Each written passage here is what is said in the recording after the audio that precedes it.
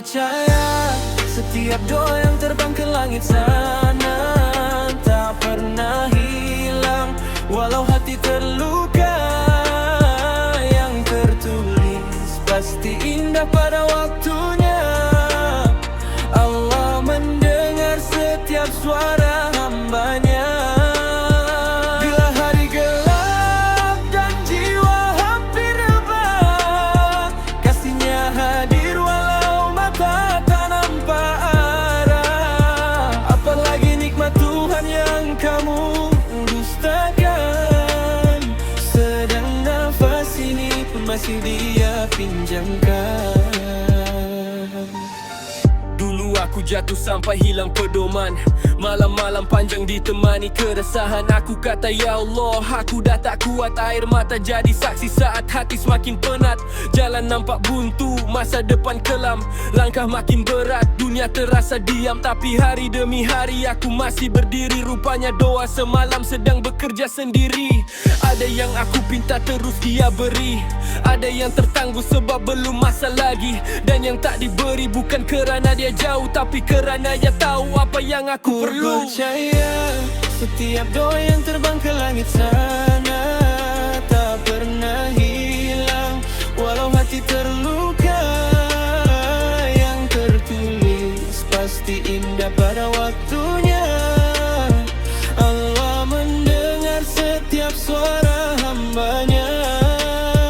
Bila hari gelap dan jiwa hampir rebah, kasihnya hadir walau mata tak nampak arah. Apalagi nikmat Tuhan yang kamu dustakan, sedang nafas ini pun masih Dia pinjamkan. Kadang kita lupa doa yang pernah disebut dalam sujud yang panjang saat hati kusut.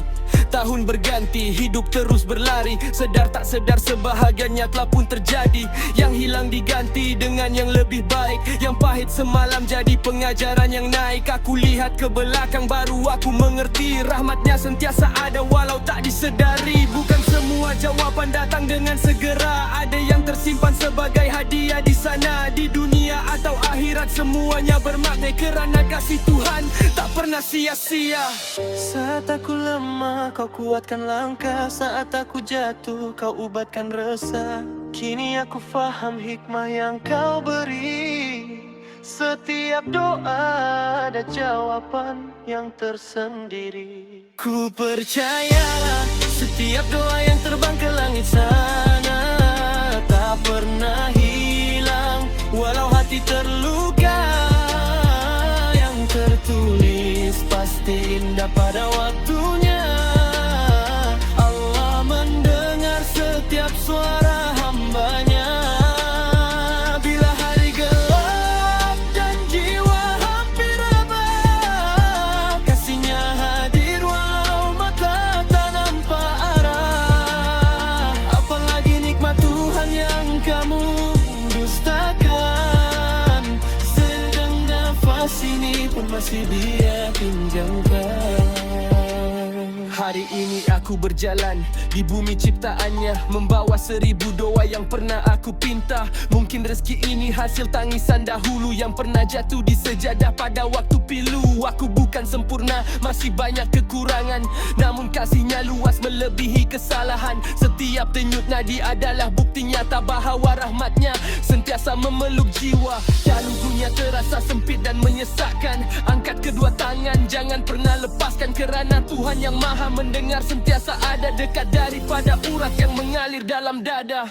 Ku percaya setiap doa yang terbang ke langit sana tak pernah hilang, walau hati terluka. Yang tertulis pasti indah pada waktunya. Allah mendengar setiap suara hambanya.